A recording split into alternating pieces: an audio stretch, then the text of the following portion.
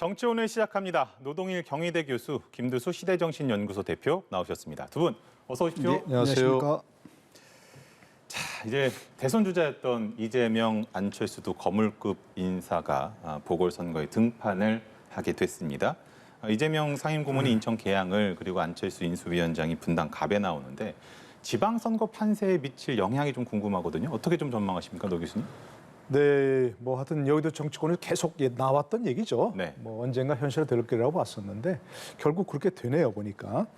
참 이례적인 겁니다. 대선이 끝나자마자 보통 그런 경우는 이제 특히 패배한 사람은 자숙하는 게 일반적인 경우였는데 워낙 대선과 지선이 가까이 있다 보니까 이런 상황이 벌어지는 것 같습니다.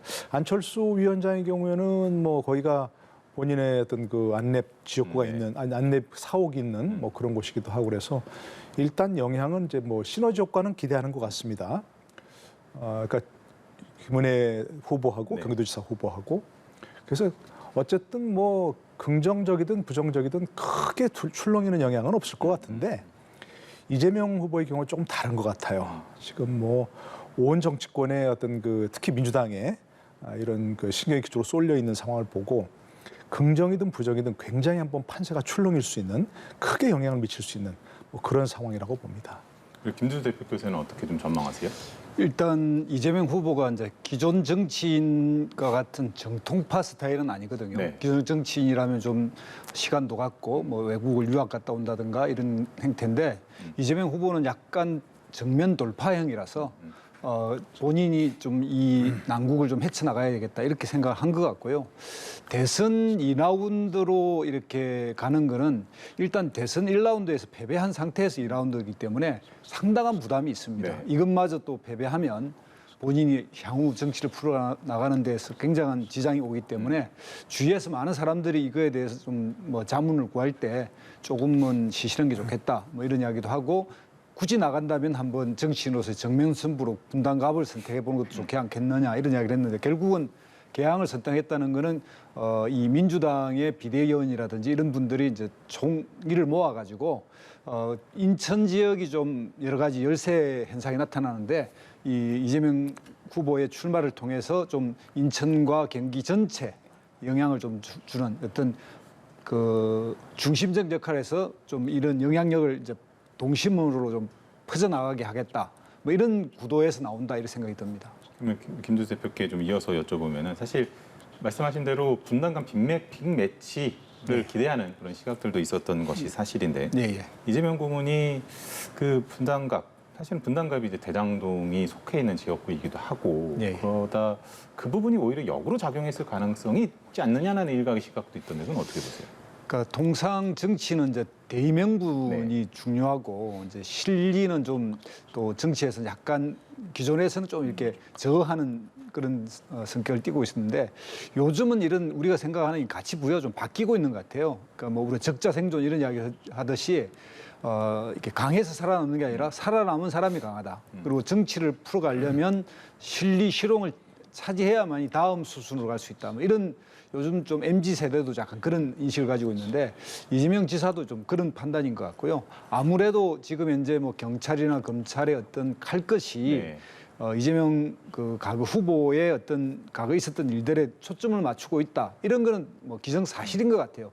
그렇다고 해서 그걸 피해가는 건 아닌데 분당이라고 하는 지역보다는 계양에서 근거지를 마련해서 이 근거지를 기반으로 해서 이러한 시도를 한번 정면으로 맞서보겠다. 이런 게 이제 본인의 생각인 것 같습니다. 노동희 교수께 또 이어서 여쭤보면은 안 위원장 같은 경우는 이제 분당갑이 그 대장동 지역이 속해 있는 이런 지역이다 보니 아무래도 이제 선거운동 과정이나 향후 당선이 된 이후에도 그걸 고리로 뭐 이재명 고문이나 뭐 민주당을 좀 공세를 펼 것이다 이런 관측들이 좀 많은 것 같아요. 네, 아까 말씀드린 대로 좀 뭐 그 안철수 위원장 같은 경우는 그 분당갑 지역 이제 이게 안랩 사옥이 있고 그러니까요. 뭐 IT 기업들이 많이 모여 있고 그러니까 뭐 명분은 뭐 좀 있을 만한 그런 지역입니다. 근데 이재명 고문 같은 경우는 사실 계양갑에 출마한다는 게 명분이 전혀 없죠. 거의. 근데 저는 이게 시나리오가 있었다고 생각합니다. 시나리오 있었고요. 송영길 대표가 그 인천 계양 지역에서 5선 한 의원 아닙니까? 인천시장도 했고요. 근데 지금 2년간 멀쩡히 남은 그런 임기를 사실 포기한 거 아닙니까? 본인도 서울시장 나가서 제가 될 거라 생각하지 않았습니다. 얘기하지 않았습니다. 뭐 저희 질 거를 뭐 상정하고 나갔다고 했는데 그 왜 그랬겠느냐 결국 거길 비워서 이재명 고문이 거기를 출마할 수 있도록 하겠다 하는 건데 지금 잘 말씀하셨지만 사실 지금 어떤 정치권을 관측하는 사람들도 일반 국민들도 다 지금 왜 이재명 고문이 갑자기 거기를 출마하느냐 하는 건 다 지금 생각하고 있잖아요. 최재성 그 정무수석이 얘기한 것처럼 사법 리스크를 방탄용으로 이렇게 하는 것이다. 그런 프레임이 굳어질 것이다. 이렇게 반대하는 의견들이 굉장히 많은데도 불구하고 거기에 이렇게 출마를 강행한다고 하는 것은 전 송영길 전 대표 당 이재명 고문의 어떤 시나리오가 다 있었다고 생각을 하고요. 그러나 그런 것이 과연 현실화될까? 물론 의원 배지를 달면 예를 들어 불체포 특권과 또 있기 때문에 사법 리스크를 어느 정도 피할 수 있는 부분이 있겠죠. 그러나 그것이 과연 정말 완전히 그 사법 리스크를 피할 수 있는 그런 거냐? 그렇지는 않다고 생각합니다. 지금 벌써 경찰 뭐 남부경찰청에서 그 법인카드 유용 의혹 수사 좀 하고 있죠. 그러다 또 분당경찰서에서 변호사비 대납 의혹 또 여러 가지 좀 압수수색했지 않습니까? 그게 좀 본격화되면 사실은 민주당에도 굉장히 큰 리스크입니다. 이게 이재명 후보와 이재명 상임고문과 민주당을 일체화시킬수록 이게 굉장히 어려운 그런 상황으로 빠질 가능성이 있습니다. 민주당이. 그러니까 저는 이게 과연 지금으로서는 당장 이재명 후보 개인에게는 좋아 보이지만 이재명 후보 개인에게도 그렇고 결국 다음 뭡니까 지금 의원 배지 하나 달고 8월에 당대표하고 그게 최종 목표 아니잖아요. 5년 후에 지금 대선 출마가 다시 목표 아니겠습니까? 5년은 긴 기간입니다. 이게 그때까지 과연 사법 리스크를 계속 회피할 수 있는 그런 수단이 될지 그리고 민주당이 과연 플러스 요인이 될지 이건 조금 좀 부정적인 평가가 가능하다 생각합니다. 지금 노 교수께서도 말씀을 해주셨습니다만 결국에는 원내 입성을 한 뒤에 당권에 도전하고 그다음에 차기 대선이라는 행보로 걸을 것으로 예측을 하고들 있습니다. 근데 일단 당권 확보부터 순탄할 것이냐 두 사람 공이 어떻게 좀 전망하세요? 일단 이 선거는 지방선거 결과에 연동돼 있다고 봅니다. 네. 그러니까 지방선거 결과에서 만약에 한쪽이 크게 패하면 그 패한 책임이 이제 돌아와서 현재 지도부가 민주당 같은 비대위인데요. 비대위가 재구성될 가능성도 있고요. 또 국민의힘 같은 경우는 이준석 대표 체제가 무너지면서 비대위로 갈 수도 있고. 그런데 이제 급격한 행태가 아니라 서로 비긴 행태라면 현재 이재명 후보가 당선되고 안철수도 그 후보도 각각 당선되면 이후에 2달 정도 있다가 이제 민주당 같은 경우는 전당대회인데 그래서 2달 정도 있기 때문에 뭐 그 이후에 생각해 볼 수 있는 문제인 것 같고요. 이재명 후보와 동시에 안철수 후보도 예를 들면 뭐 개항을 나가라 이런 이야기 있었지만 안철수 후보도 또 자기가 볼 때 좀 더 안전한 쪽을 피했고요. 이런 경우에는 지금 안철수 후보의 경우에도 지금 공동정부 뭐 구성 여기에서도 배제됐고 또 당의 지도부 진입도 뭐 순조로우지 않으니까 결국은 이제 국회의원 선거에 출마해서 그런 것을 계기를 마련하려고 했다라고 생각이 들고 그 각각의 안철수 후보도 그러고 이재명 후보도 각각 그런 부분에 자기 정치 전망을 놓고서 국회의원을 발판으로 하겠다 이런 건 현실적인 생각이었다고 봅니다. 그러면은 노 교수께는 요거를 추가로 하나 좀 여쭤보고 싶은데 안철수 그 위원장이 개인적으로 아마 바라는 것은 전략 공천이나 이런 부분 가능성을 좀 생각하는 것 아니냐 이런 관측들이 좀 있는 것 같은데 이준석 대표 같은 경우는 꽃가마 태우는 일은 없다 뭐 이런 식으로 얘기를 했단 말이죠. 어떤 가능성으로 좀 전망하세요? 일단 뭐 글쎄요. 아직 본격적인 논의는 안 한 것 같아요. 이준석 대표가 네. 이제 거기는 뭐 꽃가마 태워줄 수 없다 얘기했지만 아마도 이제 안철수 위원장은 어쨌든 논란이 있지만 그래도 막판에 단일화해서 0.73%포인트라도 이기게 했다. 이런 평가가 좀 가능하잖아요.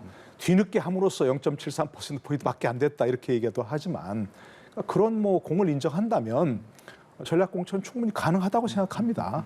가능하다고 생각하는데 저는 안철수 위원장도 그렇고 아까 말했습니다. 거기 연고도 있고 본인도 충분히 거기 경쟁력이 있다 그러면 공천한 그야말로 경선한들 무슨 문제가 있겠습니까? 떳떳하게. 예, 그러니까 지금 거기에 이미 또 박민식 전 의원인가요? 네. 여러 사람이 지금 하겠다고 한 사람이 있으니까 그런 사람들 처음부터 배제하고 하는 거 하지 말고 정정당당히 경선하는 게 원칙이다. 그렇게 생각합니다. 그럼 뭐 두려워할 이유가 뭐가 있습니까? 누구든지. 알겠습니다.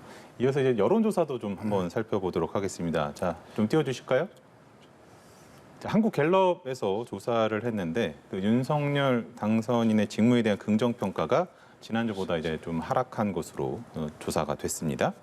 부정평가의 주요 이유로는 이제 대통령 집무실 이전에 가장 많이 꼽기는 했습니다만 눈에 띄는 것은 이제 공약 실천 미흡이 한 주 전보다 6%포인트 올라갔어요. 그러니까 병사 월급 200만 원이라든지 여가부 폐지라든지 뭐 이런 것을 두고서 공약 후퇴다 이런 논란들이 있지 않았습니까? 이런 부분들이 좀 영향을 미쳤다고 봐야 할까요? 좀 어떻게 보십니까? 예, 당연히 영향을 미쳤습니다. 이제 인수위가 끝나가면서 국정 과제를 종합 정리했는데 그동안 뭐 청년층을 예를 들면 뭐 청와대 비서실이라든지 장관이 나오겠다, 30대 장관 이런 약속도 다 깨졌고요. 그다음에 이제 군내 월급 200만 원 정도를 보장하겠다 이것도 깨졌고 또 중소상공인의 뭐 600만 원을 해서 1000만 원을 가능하게 해주겠다 이런 약속들도 지금 깨진 상태라서 여러 가지 이제 선거용으로 했던 여러 공약들이 깨졌다 이런 것도 있는 것 같고요. 또 이 부분에서 이제 청와대 이전이라고 돼 있지만 사실 이 이전 문제에 플러스돼 있는 요인이 이런 비상식적인 청와대 이전 문제뿐만 아니라 부인 김건희 여사가 외무부 그 공간을 한번 둘러본 이것도 사실 일반인이 볼 때는 좀 이해가 가지 않는 뭐 제2 직무실도 없앤다고 하면서 본인이 먼저 가봤다는 뭐 전후 결정 전후지만 좀 이해하기 힘든 그런 게 있었고 거기에 또 플러스 되는 게 인사가 만사인데 지금 현재 그 장관 후보자들 이런 부분에 의혹들이 너무 많기 때문에 이런 게 다 복합적 작용을 했다 이렇게 생각이 듭니다. 자, 우리 노동의 그 교수께서는 어떻게 좀 분석을 하십니까? 글쎄요, 참 이게 어쨌든 대선 기간이 계속되는 거나 마찬가지니까 네. 뭐 49대 48로 당선된 그런 여파가 계속된다고 봐야죠. 그게 하나 있고 저는 인수위 활동 과정에서 좀 아쉬운 부분이라고 한다면 네. 원래 인수위가 활동하면서는 여러 가지 얘기들이 많이 흘러나오거든요. 그러니까 새 정부의 어떤 앞으로 할 일 기대를 갖게 하는 거 아니겠습니까? 네. 그러니까 보안도 좋지만 대개 과거에는 뭐 보안이 새 나가는 부분도 있지만 그래서 일부러 어떤 굵직한 부분들을 좀 흘리는 경우도 있습니다. 그래서 언론에 해서 국민들의 반응을 보는 거죠.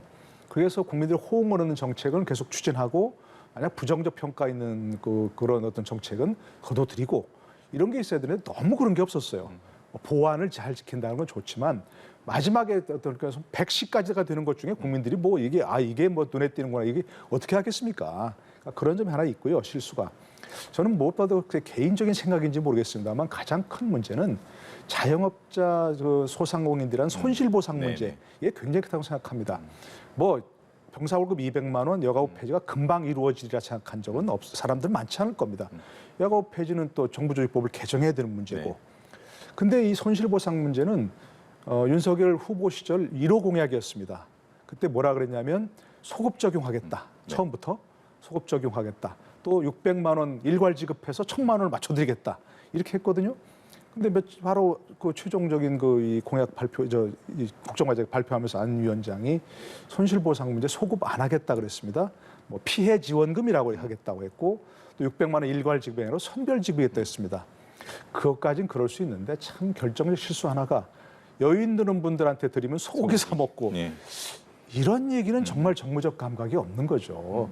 아니 소고기 사 먹는 게 잘못됐냐? 이렇게 할 수 있는 거고 그러면 여유 없는 사람은 소고기도 못 사 먹는다는 얘기냐? 이렇게 될 수 반발이 있는 거거든요.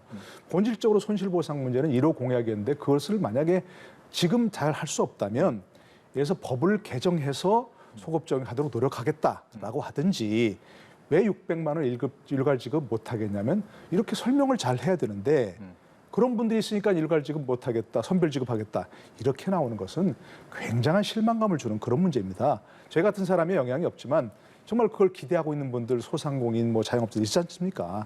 그런 분들에게 굉장히 큰 실망을 드린 부분이고 저는 그래서 지금이라도 윤석열 당선인 본인이 공약을 철저히 이행하겠다, 당선되면 다시 그 얘기를 수립하겠다 이렇게 얘기해야 되는 부분이라고 생각합니다. 자, 그런가 하면 이제 다음 같은 조사에서 검수완박 법안 통과와 관련해서는 또 잘된 일에다가 36%, 잘못된 일에다가 47%로 조사가 됐습니다. 사실 뭐 이번 지방선거가 말씀도 해주셨습니다만 대선의 연장선이다 이렇게들 많이 이야기를 하는데 지금 판세를 누가 유리하다, 불리하다 이렇게 좀 볼 수 없는 그런 판세라고 좀 봐야 될까요, 우리? 네. 일단 뭐 좀 다들 지방선거가 앞으로 이제 좀 20일 더 남아 있는 상태인데. 지금 이제 이 돌아가는 걸 보면 하나가 지금 새로운 정부의 구성이 있고요. 그다음에 이제 이 그 민주당이 다수 의석으로 개혁 법안을 일부 통과시킨 거에 대한 국민들 반응 이런 것들이 이제 복합 작용을 할 거라고 보는데요. 현실은 여야 합의를 통해서 그리고 역대 검찰총장 후보자들이 검찰총장 될 때는 다 바람직한 방향으로 수사권과 기소권을 분리하자라고 이야기했지만 막상 선거를 두고서 국민의힘이 그 합의안을 깨고서 대결 정치의 모습을 보임으로써 선거에 좀 유리하게 가져가고자 했고 그것이 국민들에게 지금 현재는 좀 더 동의를 받는 것 같습니다. 그리고 우리가 일반적으로 한 25년 전에 진료는 의사에게 약은 약사에게 이것도 실제 개혁할 때 이 저항이 만만치 않았고 반대가 많았거든요.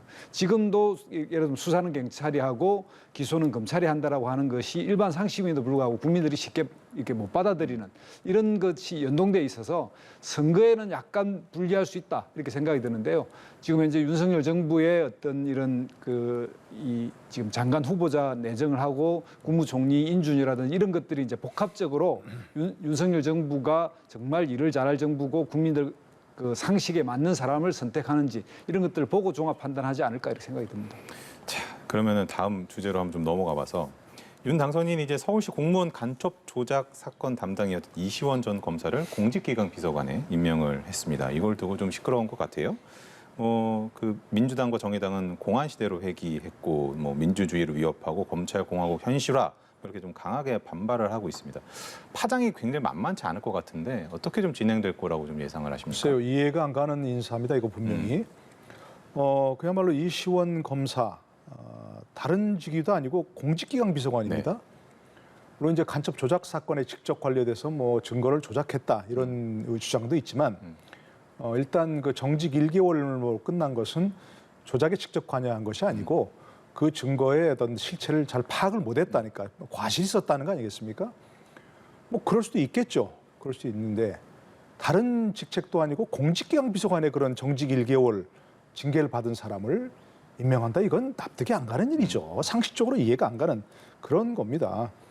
아니 그래서 검사로서도 그러니까 그렇게 징계를 받았다는 것은 능력이 없다는 거 아니겠습니까? 능력이 부족하다는 거 아니겠습니까? 윤석열 당선인이 지금까지 계속 강조한 인사 원칙이 뭡니까? 능력, 전문성 아닙니까? 네. 안배 없다. 그런데 검사 출신 가운데도 이분보다 훨씬 훌륭한 분이 굉장히 많을 텐데 제가 알기도. 근데 어떻게 이렇게 본인과 조금 대구 고검에서 인연을 맺었다? 그것 때문만은 물론 아니겠지만 결국 얘기가 그렇게 나올 수밖에 없는 거죠. 능력 전문성이 아니라 본인이 아는 사람을 계속 기용하는 거 아니냐. 이래서 이 부분은 빨리 제가 보기에는 처리하는 게 낫다고 생각합니다. 대통령 인사권이 흔히 그렇게 많이 얘기하죠.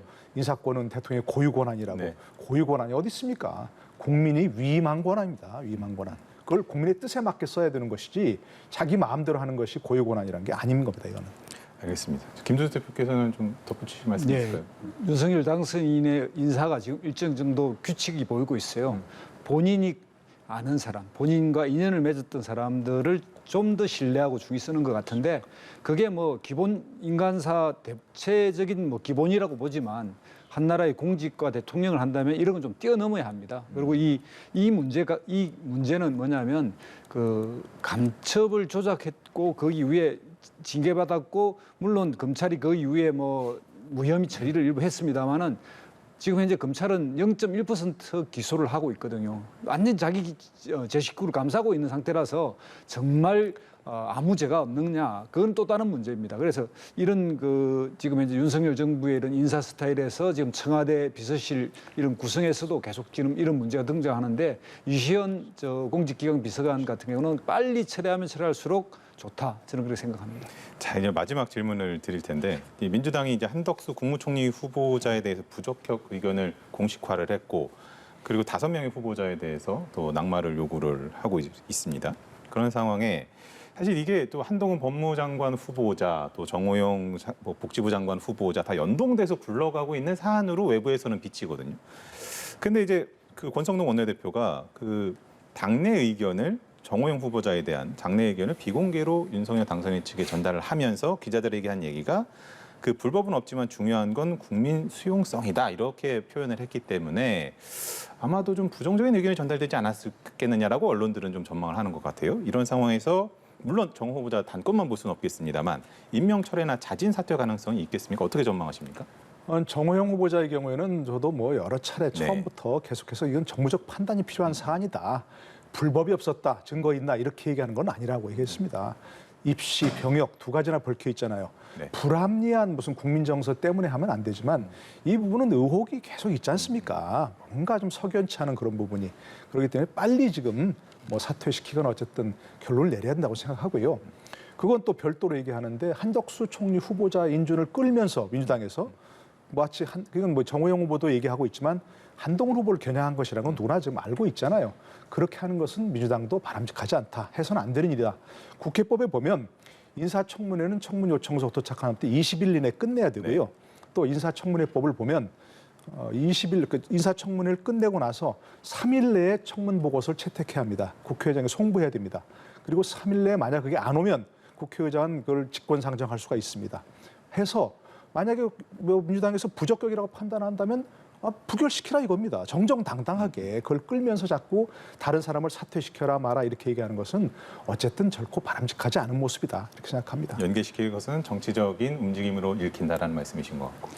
예, 일단은 뭐 지금 현재 법률적으로는 민주당에서 윤석열 정부에 대한 견제는 총리 후보자 인준 말고는 없습니다. 실제 이제 장관 임명도 시간만 지나면 임명할 수 있기 때문에 그래서 이것에 대해서는 국민적 시간, 즉 국회에서 검증하고 언론이 검증하고 국민들이 여론으로 이것은 부적합하다고 해도 지금 윤석열 정부가 임명을 강행하겠다 그러면 민주당은 길이었거든요. 네. 그러다 보니까 이제 정치라는 것은 어차피 대화와 타협을 통해서 상호 협상을 해야 됩니다. 이면에 이런 협상을 나쁘게만 볼 건 없습니다. 그러니까 뭐 어떤 그 서양의 속담에 정치 과정과 소세지는 그 제조 과정을 보면 먹지 못한다 뭐 이런 이야기가 있는 건 있긴 하지만 그게 어쩌면 본질일 수 있습니다. 그래서 정치의 대화 타협 즉 한덕수 국무총리와 여러 장관이 연동돼 있다는 것이 연자제의 성격이 아니라 정치 행위에서 서로가 어떤 타협을 할 것인가에 대한 연동이다 이렇게 생각한다면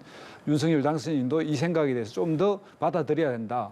막무가내로 강행하면 서로 충돌하고 국무총리 없는 정부가 탄생하기 때문에 그 점에 대해서도 좀 이렇게 숙고해서 여야 타협이 필요하다 저는 이렇게 생각합니다. 알겠습니다. 오늘 말씀 여기서 마무리를 하도록 하겠습니다. 두 분 수고하셨습니다. 네, 고맙습니다.